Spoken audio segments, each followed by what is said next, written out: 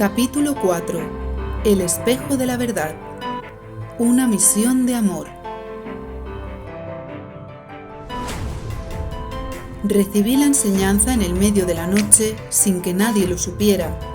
Huainan.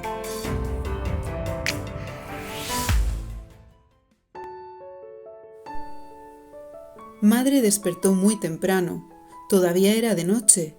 Avisó a los 6 maestros de que había llegado la hora de abrirse a las energías del portal 888 y les pidió que siguieran con sus ropas de vagabundos. Los 7 bajaron por la escalera de caracol que aparecía en el centro de palacio solo cuando alguien iba a utilizarla. La escalera era una espiral de cristal dorado y en ese momento comunicaba la planta de las habitaciones de donde venían los maestros con la sala de ceremonias. Madre suspiró al comprobar que no había rastro de los seres oscuros. Los 7 jóvenes dormían custodiados por el espejo de la verdad. Habían pasado una noche de presentaciones e infinidad de preguntas sin respuesta, esperanzas y miedos, pero al final se reafirmaron en su decisión. Permanecerían en Jímaco, abiertos a la experiencia que la vida les había puesto en el camino. Al despertar, los chavales sintieron un hormigueo en la zona superior de la espalda y pensaron que quizá era por la tensión acumulada.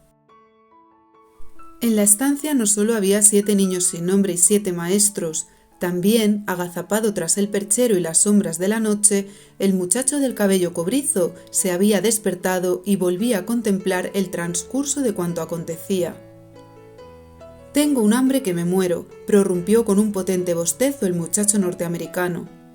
Desde luego, por muy trascendentales que fueran los motivos que los habían llevado hasta allí, lo cierto era que los muchachos no podían ocultar sus necesidades primarias.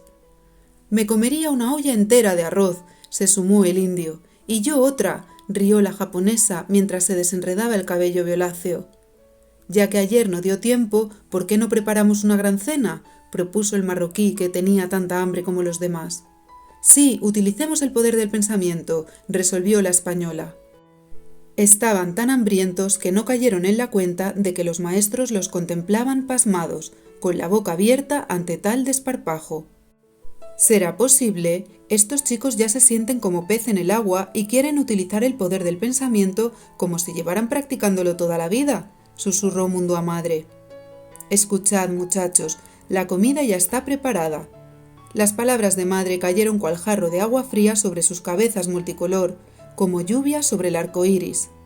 «¿Y qué vamos a comer?», preguntaron las gemelas, que querían deleitarse con empanadas inglesas. «Arroz integral con legumbres y verduras». «¿Arroz integral con legumbres y verduras?», gritaron los 7 en Oram, el lenguaje del amor de Jímaco, que había quedado incorporado en sus memorias. Sí, una comida rica en energía es un buen aliado para el largo día que nos espera. En Jímaco damos mucha importancia a los alimentos naturales de la tierra que combinamos para obtener un aporte energético equilibrado, explicó Tierra mientras disponía 7 platos y un enorme caldero humeante sobre la mesa saltarina que seguía moviéndose como un cachorro feliz. Los muchachos, desilusionados y cabizbajos, se sentaron a la mesa sin tener ni idea de que el muchacho escondido se reía mientras masticaba en silencio la delicia que él mismo había materializado, una pizza vegetal que le encantaba. En cuanto imitaron a los maestros, agradeciendo y probando la comida, olvidaron sus deseos de usar el poder del pensamiento. «Esto está delicioso. ¿Puedo ponerme más, Tierra? Deja para los demás. Yo también quiero repetir. ¿Por qué está tan bueno este arroz?». Cuando llegó la hora de las presentaciones oficiales ante el espejo de la verdad, que se había situado frente a los 7 tronos de los maestros, los muchachos crearon cojines para sentarse en el suelo y se prepararon para ver fragmentos de sus vidas proyectados en la gran pantalla de cristal bajo la luz de los candelabros. Con voz solemne, el espejo mágico habló por primera vez. «Bienvenidos al encuentro de las presentaciones previo a la ceremonia del bautizo astral, donde recibiréis una transmisión energética que abrirá la puerta de vuestra esencia de luz y despertará el poder que vibra en vuestros nuevos nombres. Como sabéis, todavía no se ha dado a conocer el 8º joven que completará el símbolo de la estrella de 8 puntas, sobre el cual está cimentado el palacio de cristal, así como el universo infinito.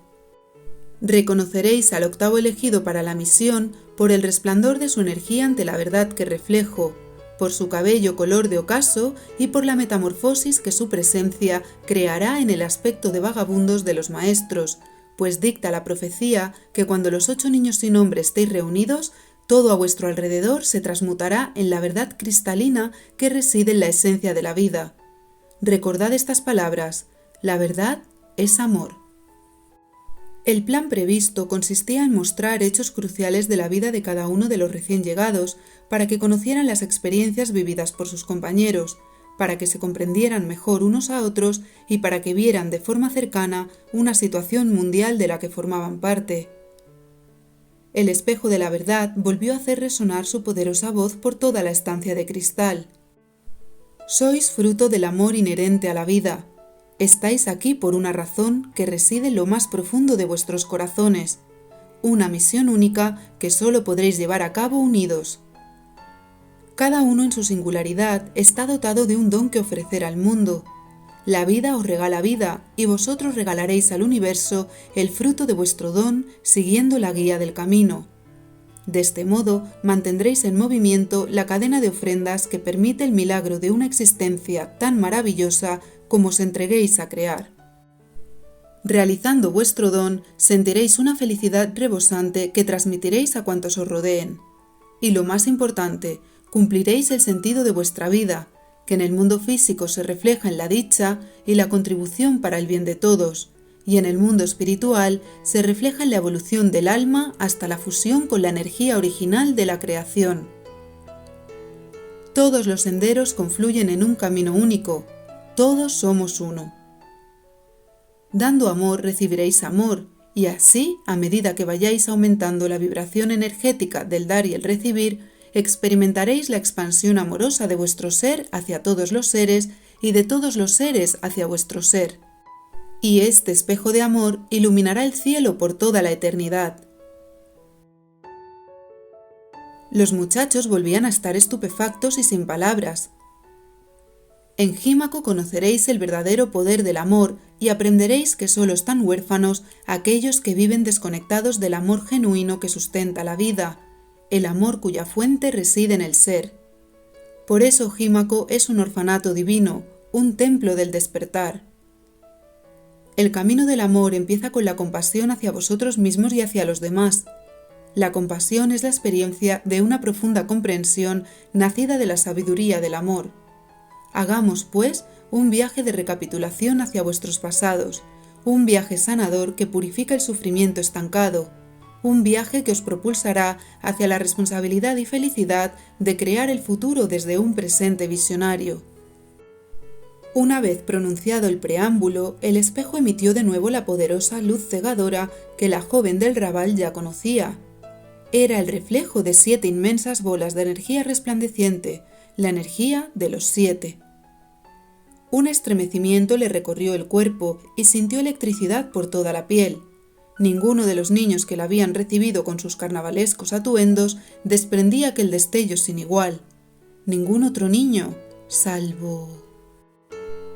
El espejo de la verdad se giró hacia la joven y la superficie circular se transmutó en un estanque de aguas serenas del color de su cabello de oro. Todos se mantuvieron en silencio y ella olvidó su pensamiento sobre el posible octavo elegido para la misión. Ante sus ojos, el espejo mostró el barrio donde se había criado. Se sintió sobrecogida por la imagen de la colmena de pisos donde había vivido, situada en un lúgubre callejón con hedor a orina y restos de sangre, residuo de borracheras y trifulcas nocturnas. Enseguida reconoció a sus padres en el espejo, discutiendo en la mugrienta cocina de su casa. Por aquella época, su padre ya se había encaminado hacia la dependencia del alcohol y las drogas, lo que arreció su violento temperamento. La madre recibía a diario unos golpes que pronto compartiría con la criatura que llevaba en el vientre. Desde que nació, la niña empezó a desarrollar una poderosa intuición que la alertaba del peligro inminente de los rabiosos golpes de su padre. Gracias a ello, en ocasiones lograba escapar. Corría hacia el mar y allí lloraba. Pasó toda la infancia llorando. En la imagen siguiente aparecía ella, encogida en un rincón de su habitación, sin poder moverse, dolorida y amoratada tras un nuevo encuentro con su padre. Años después, la madre perdió la cordura por completo y echó a la joven de casa, creyendo que así también desaparecería la culpa que sentía por haberla traído a una vida de dolor. Mientras daba espacio a las lágrimas curativas de la joven, el espejo de la verdad ofreció algunos datos sobre malos tratos y abusos a menores para mostrar el caso de la joven dentro de un contexto que todavía alcanzaba grandes magnitudes en todo el planeta. A los muchachos les costó mucho dar crédito a las cifras que oían, pues hasta aquel momento no supieron que tantos millones de niños en el mundo estuvieran viviendo historias similares a las suyas. La última parte de la proyección, que todos presenciaban encogidos, les mostró el pasado de los padres de la muchacha. El padre había sido un niño travieso y alegre hasta que su padre empezó a pegarle por unas calificaciones escolares que, por buenas que fueran, nunca llegaron a colmar su ego enfermizo. Para mayor dolor en su vida, su madre, abuela de la niña, enfermó con gravedad tras un largo periodo de depresión debido al miedo, la tristeza y la infravaloración de no sentirse capaz de proteger a su propio hijo. La madre de la joven también había sufrido malos tratos por parte de su padre. Aquella vivencia propició que se formara un patrón de creencias que siguió reviviendo, pues de manera inconsciente pensaba que lo merecía y que aquel era el amor más elevado que podía alcanzar. Por ese motivo se esclavizó con hombres que la maltrataron y también permitió que lo hicieran con su hija, la niña sin nombre, de profunda mirada cristal. Gracias, es suficiente.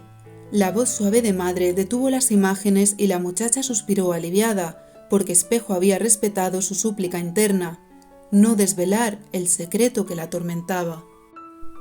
Los jóvenes, incluido el muchacho oculto, sintieron un dolor agudo en el pecho, no solo por conexión y empatía, sino también por resonancia energética, un eco insondable que revivirían hasta sanar sus propias heridas. Hubo miradas de afecto y comprensión, lágrimas incontenibles.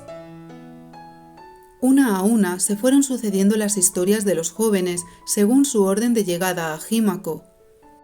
El espejo iba dirigiéndose hacia cada uno de ellos, mostrando estanques de colores al inicio de cada retorno al pasado. Violeta para la japonesa, blanco para el indio, rojo para el marroquí, añil para el norteamericano y verde y azul para las gemelas. La pequeña japonesa, de aire delicado, procedía de un linaje marcado por la adversidad.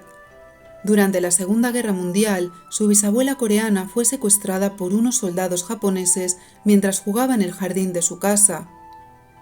La obligaron a ir con ellos hasta su escuela, que por entonces servía de cuartel militar, y allí abusaron de ella golpeándola con sus bayonetas y quemándola con cigarrillos. En escenas como esta, Espejo no mostraba las imágenes. Conocer determinados hechos era suficiente para abrirse a la comprensión. Fruto de aquella dura experiencia, con 16 años tuvo a una niña a la que llamó Takara por su significado, tesoro, y para lanzar a los 4 vientos que no le importaba el modo en que había llegado al mundo, porque para ella era un regalo, un milagro de la vida. Un buen soldado japonés, enamorado de la joven madre, prometió cuidar del bebé mientras ella retomaba sus estudios y rehacía su vida después de la ocupación japonesa. El esfuerzo por olvidar el pasado fue vano. Los demás alumnos la apodaron basura de los japoneses. Herida hasta lo más hondo, cayó en una grave depresión y decidió despedirse de la vida. Takara, al conocer la historia de su madre, creció con rencor y se dedicó a la vida de la calle desde muy joven, movida por un sentimiento inconsciente de culpa y por una ciega lealtad. No quería tener una vida mejor que la que había sufrido su madre. La triste Takara murió tras dar a luz a una hija de padre desconocido. Una compañera de la noche cuidó del bebé y a su vez tuvo un hijo de padre extranjero que se desentendió de ellos y desapareció. Con los años, los pequeños crecieron, se enamoraron y fueron a vivir a Japón, en un intento inconsciente de reconciliación con las heridas de la guerra. Fruto de su relación nació la niña sin nombre, a quien abandonaron en una caja de cartón frente a un hospital. ¿Por qué lo hicieron? El miedo del pasado corría por las venas de la memoria oculta y no encontraron el valor suficiente para criar a su hija. La muchacha japonesa respiró con profundidad. Por primera vez llenaba sus pulmones de aire y sus ojos lloraban de liberación. Ya no era necesaria la rabia hacia sus padres. La mentira autoimpuesta de que jamás la quisieron se disolvió y la verdad expandió su corazón. Se sintió viva. El espejo explicó que aquella caja de cartón fue uno de los precedentes de la creación de los buzones incubadora, los Konotori no Yurikago o cuna de la cigüeña, creados en Japón para acoger a bebés abandonados. El caso de la niña sin nombre de Tokio fue una historia de traslados, desarraigos y tristezas. Orfanatos, casas de acogida, familias que la devolvían porque habían solicitado la adopción de un varón, hasta que llegó a Himako y de la noche al día su vida dio un vuelco por completo. El pasado del muchacho indio también fue doloroso. En su Bombay natal, donde más del 60% de la población vivía en condiciones de extrema pobreza, había familias que llegaban a vender a sus hijos a bandas mafiosas. El niño sin nombre de la India había tenido una hermana mayor a la que no llegó a conocer, porque la muerte de sus padres y el silencio que mantuvieron en vida le impidió averiguar su paradero a tiempo. Las gentes aseguraban que la extraña enfermedad mortal de sus padres se debía al karma de sus acciones. El joven huérfano buscó a su hermana, pero solo logró saber que también había muerto. Había sido asesinada en una chabola de Kamatipura, el mayor distrito de prostitución de Asia, donde iban a parar niñas raptadas y vendidas por sus propios padres. Gracias a la oportuna aparición del maestro Equilibrio, el muchacho indio se salvó de caer en las garras de un mafioso que, tras conocer su reciente orfandad, quiso raptarlo para sus fines de explotación. En un forcejeo por ayudar al joven, Equilibrio cogió la cabeza del criminal con su amplia mano, transmitiéndole con su energía el dolor y el terror que hacía padecer a diario a tantas criaturas indefensas. Aquel hombre se paralizó y se volvió loco ante el horror. Como apunte final, el espejo dijo sobre él: dentro de unos meses abrirá los ojos y también un orfanato en Bombay. Gracias a la experiencia de la oscuridad, elegirá el camino de la luz. El joven marroquí fue concebido en algún lugar de Argelia durante un viaje de sus padres al lugar donde nació, Erfoud, un municipio de Rachidia en Marruecos, al norte del desierto del Sáhara. Era el primogénito de una humilde pareja egipcia que a duras penas se había sustentado con la venta de manteles y papiros cerca de las pirámides de Giza y otros antiguos lugares de culto. Al saber que pronto serían 3 en la familia, creyeron que les iría mejor con la venta de rosas del desierto y un sinfín de baratijas a conductores de todoterrenos que pasaban por Erfoud para competir en el desierto al sur de Marruecos. Tras años de dura subsistencia, cuando sus padres tuvieron al 8º de sus hermanos, temieron no poder alimentarlos a todos. Una madrugada, el puño de su padre contra la mesa lo despertó. «El mayor tiene que irse y no se hable más», oyó cómo gritaba a su madre, que salió de la casa llorando. Así fue como a los 12 años el muchacho se vio obligado a dejar su hogar, una diminuta kashba pintada de azul para repeler a los insectos y proteger el interior del calor. Él había sido un niño valiente que conoció la sed, el hambre y la enfermedad. No temía las fatalidades, ni el desierto, ni la noche, pero sí el abandono, el rechazo, la soledad. Cuando dejó su casa, vio cómo la última lágrima de su madre se evaporaba en el cielo anaranjado que contorneaba la kashba azul. Se despidió de su familia con una inclinación de cabeza, dirigiendo la vista hacia la arena escarlata que honraba, e inició su viaje sin mirar atrás, ni una sola vez. Decidió marchar a la capital haciendo ruta por Marrakech y avanzando por algunas ciudades costeras, Safi, El Jadida y Casablanca, hasta llegar a Rabat, donde quería trabajar como traductor para los turistas. Allí, además de francés y árabe, muchos niños habían aprendido español e inglés para vender lo que tuvieran y pedir limosna, aprovechando la confluencia de turistas y participantes en rallies. Resultó que no llegó a Rabat, sino que permaneció 2 años en Marrakech. En aquella ciudad había contadores de historias, adivinos, músicos, curanderos, saltimbanquis, ancianas que tatuaban con henna y encantadores de serpientes. Al muchacho marroquí su padre le había enseñado a leer y escribir y le había regalado un antiguo libro de composiciones poéticas arábigas, las qasídas que tanto amaba y llenaban de belleza su alma. Empezó pidiendo monedas a los turistas a cambio de traducirles alguna de aquellas qasídas. Después, algunos viajeros se fotografiaban con él para recordar cómo mantenía la sonrisa a pesar de las circunstancias. El niño sin nombre del desierto añoraba a sus padres y hermanos. Ellos poco se acordaban de él, ocupados como estaban en buscar un modo de subsistencia. También echaba en falta su hogar, pero no decaía y rezaba por encontrar su lugar en aquel colorido hervidero, donde los tenderos de los chiringuitos que abrían al caer la tarde solían regalarle dátiles. Como agradecimiento, él les leía qasídas acerca de hombres valerosos que luchaban en el desierto por el amor de su amada. Llegó el turno del joven norteamericano que había venido con la maestra Compasión. Mediante las primeras imágenes, todos se hicieron una idea de su pasado. Un huracán en Nueva Orleans lo había dejado huérfano 3 años atrás. El muchacho sentía su cuerpo frío y débil al recordarlo, pero en sus ojos no asomaba una sola lágrima. Sus padres, ella de Cuzco y él de la isla de Flores, cerca de la antigua ciudad maya de Tikal, en Guatemala, se habían conocido durante un viaje a Argentina.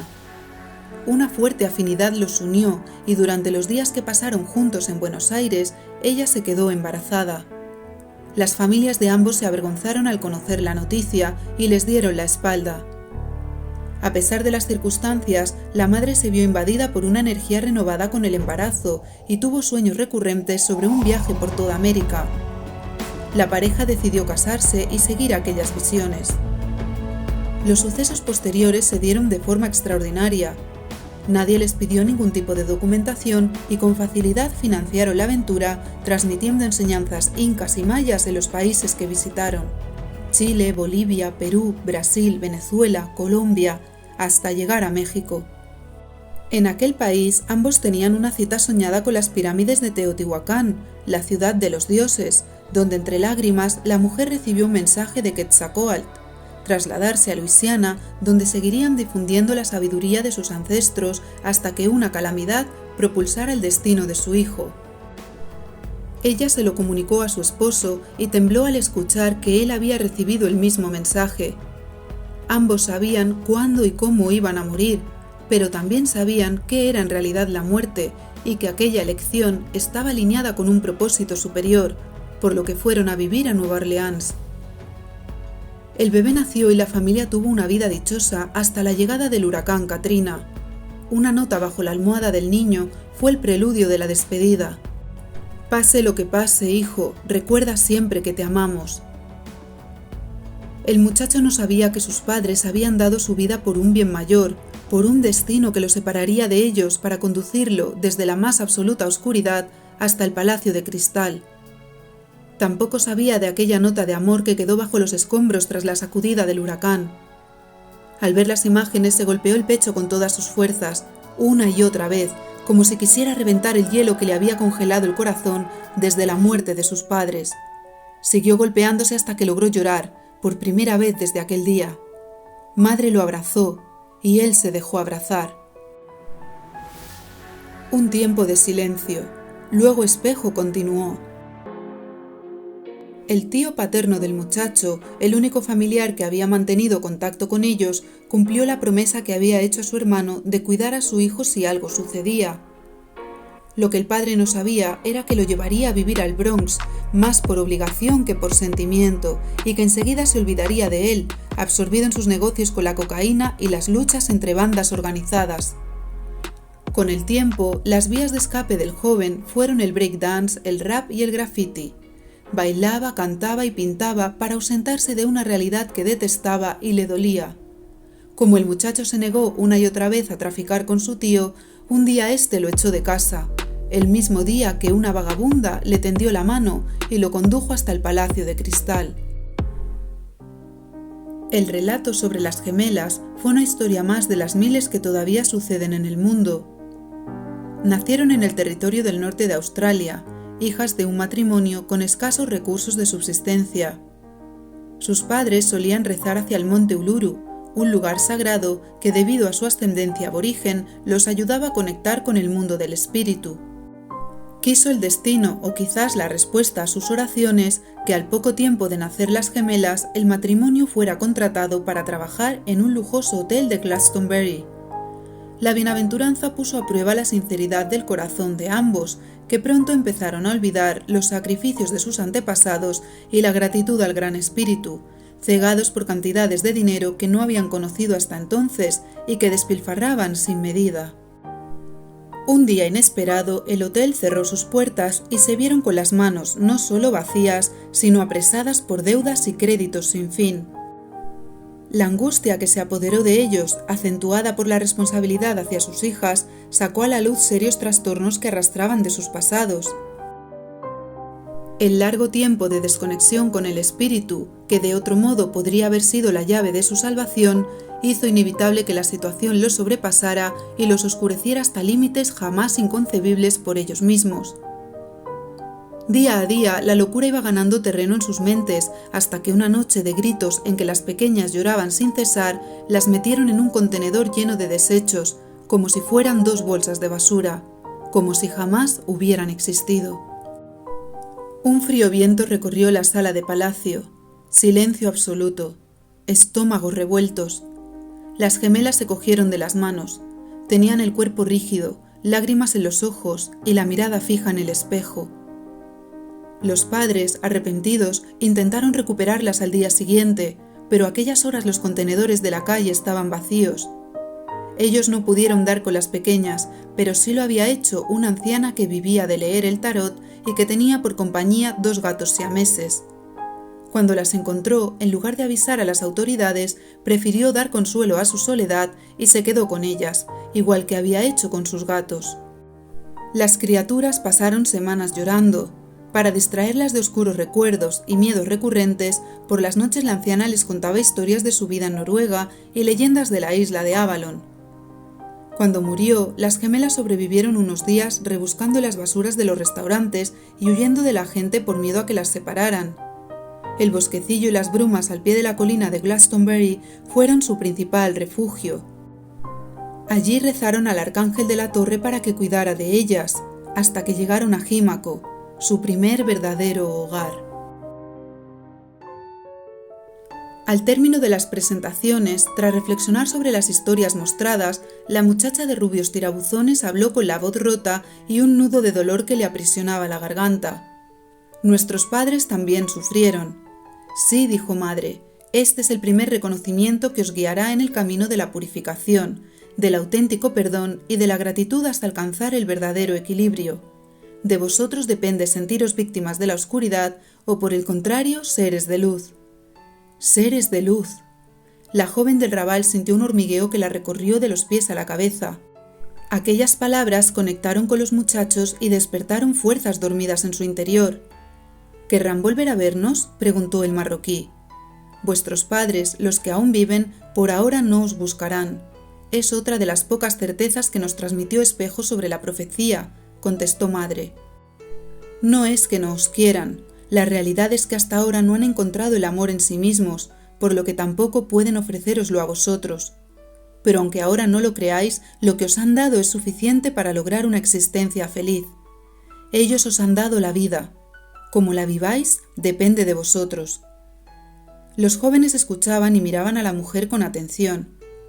Con las madres y los padres de quienes llegáis a Jímaco, si es posible, hablamos de forma personal en su momento.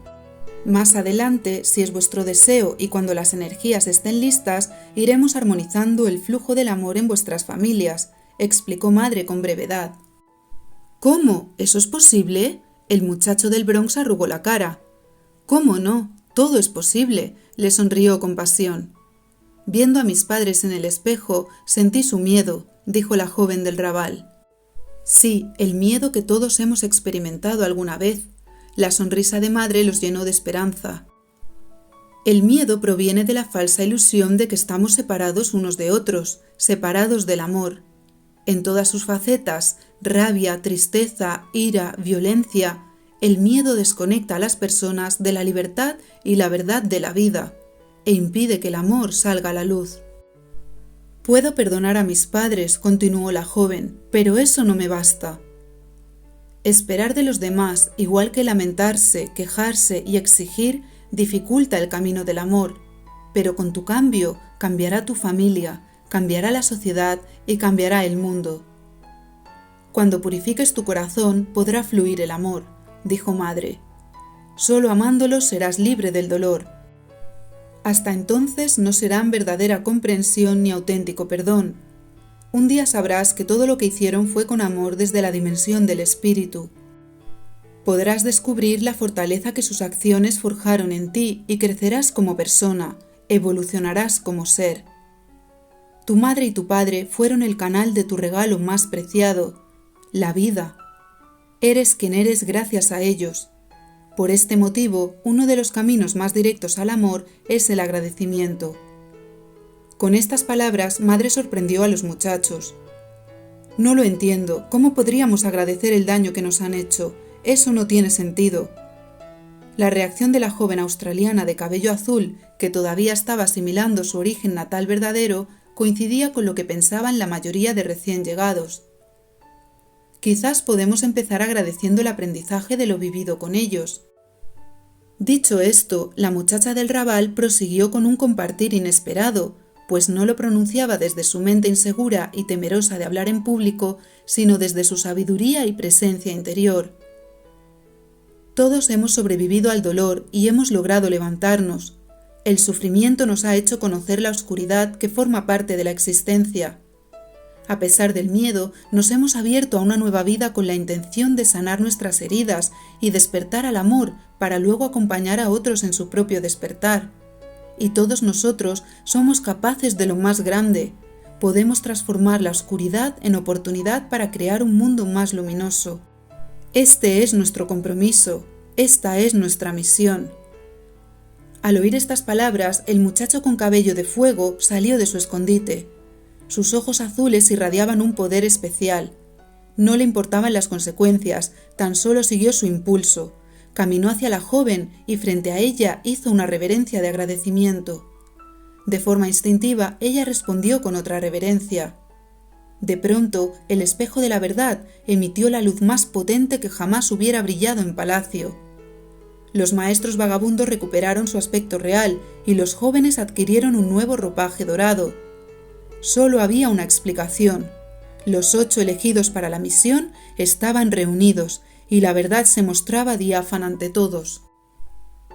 La luz de la sala tomó forma de estrella de 8 puntas y la estrella brilló con un resplandor que iluminó el cielo desde el centro del palacio de cristal hasta los confines más elevados del infinito.